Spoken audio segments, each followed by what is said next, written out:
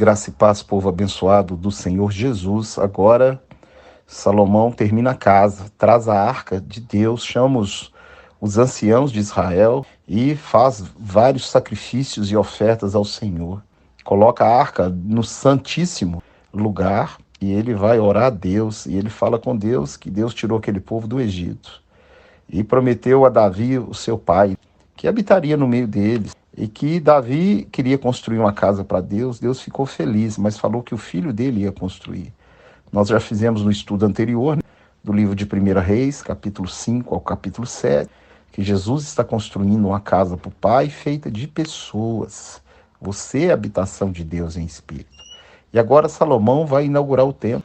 E ele fala toda oração e súplica que qualquer um do teu povo Israel fizer ao rumo dessa casa, voltado nessa casa ou nessa casa, que era para Deus ouvir do céu, porque ele conhece o desejo do coração e a dificuldade do coração dos homens, e era para atender aquela oração. Então, lá na antiga aliança, toda oração que Deus ouvia, ela era feita no templo ou em direção ao templo.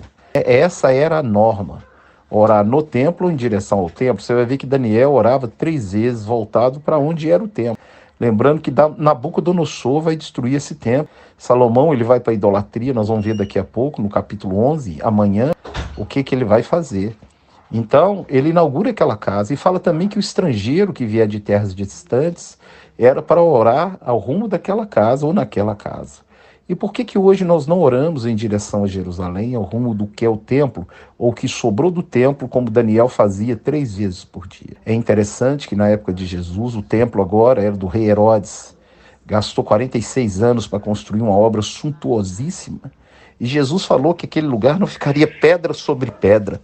Lê Mateus 24, que os discípulos falaram, olha que maravilha de santuário da casa de Deus. Jesus falou, você está vendo isso aí? Não vai ficar pedra sobre pedra.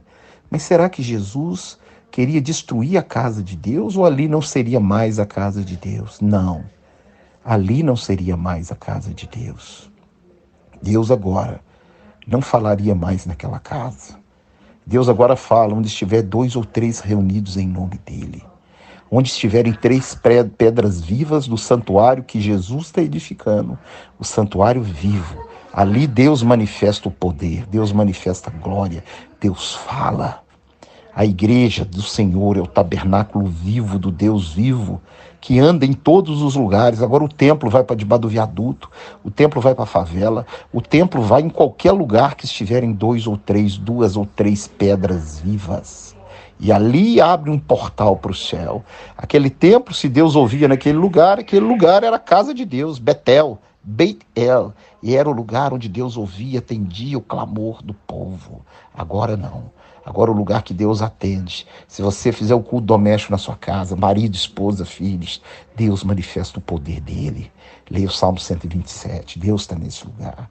Então você deve orar, você deve ter comunhão com os irmãos. A oração da comunhão, onde tem 2 ou 3 reunidos, é o lugar onde Deus atende, ouve e cura a chaga do coração, liberta, salva, restaura. Leia Mateus capítulo 16 e leia Mateus capítulo 18 inteiro.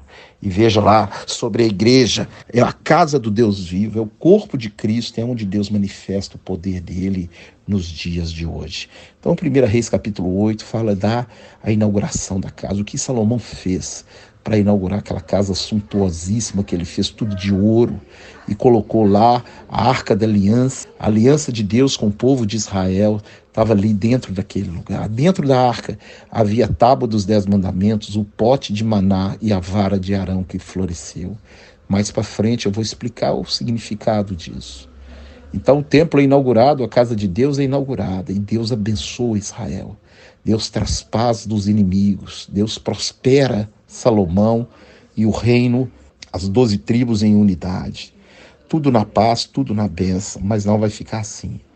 Nós vamos continuar o nosso estudo do livro de Reis. Leia 1 Reis 8:38, você vai ver ele falando, e 39 e 40, sobre orar naquele lugar, você vai ver por que Daniel orava 3 vezes voltado para Jerusalém. Verso 53, ele repete aquilo que Deus fez.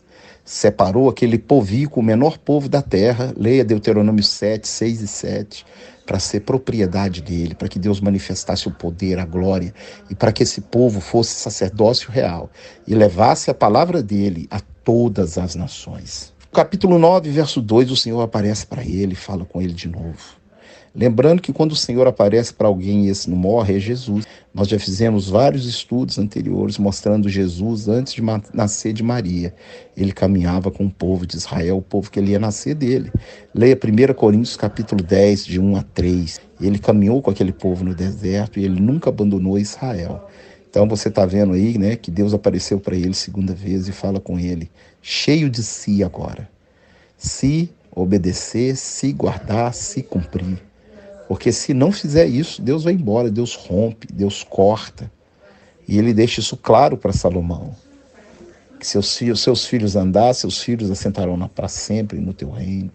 Então ali a vitória na vida de qualquer povo, de qualquer pessoa é Deus. É Deus habitando no nosso meio, na nossa casa, no nosso casamento, nos nossos projetos. É o lugar onde nós temos a vitória. E Deus tem o si dele, se você permanecer no caminho estreito, se você obedecer à voz do Senhor, se você guardar os mandamentos, peça a Deus para mudar você, para que você capacite a ser uma pessoa santa, uma pessoa honrada, uma pessoa que vai caminhar, que vai prosseguir nos caminhos dele, em nome de Jesus. Campeão vencedor é aquele que persevera, que anda com o Senhor Jesus. Verso 25 fala que Salomão oferecia 3 vezes por ano várias ofertas ao Senhor. Você vai ler Deuteronômio 16, 16, são as 3 festas bíblicas, Páscoa, Pentecostes e Tabernáculos, que todo judeu ou toda pessoa do povo de Israel levava-se uma oferta para o Senhor, não poderia chegar de mão vazia. Páscoa, Pentecostes e Tabernáculos. Então Salomão 3 vezes por ano cumpria o mandamento, aquilo que está escrito em Deuteronômio 16, 16. Agora vem a rainha de Sabá. Sabá é a Etiópia de hoje. Ela vem conhecer a sabedoria de Salomão e fica admirada com a sabedoria que Deus deu para este homem, com toda a riqueza, poder que Deus colocou nas mãos dele.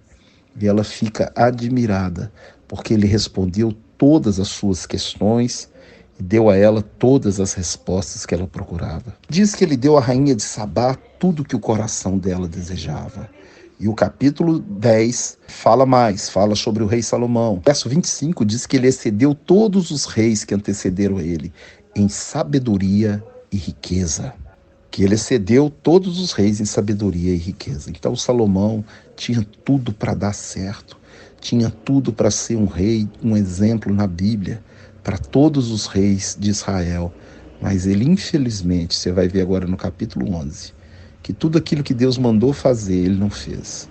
E Deus, ele não vai contra a palavra dele. Ele falou que se não fizesse conforme ele manda, que traria o mal sobre aquele lugar. Todas as maldições escritas em Deuteronômio 28 e 29 viriam sobre aquele povo. Vamos continuar então amanhã o estudo, você não pode perder. 1 Reis capítulo 11. E conhecer o homem que é um protótipo do anticristo, daquilo que o anticristo vai fazer, Salomão também fez. Temos que prestar atenção porque a Bíblia é uma repetição de fatos.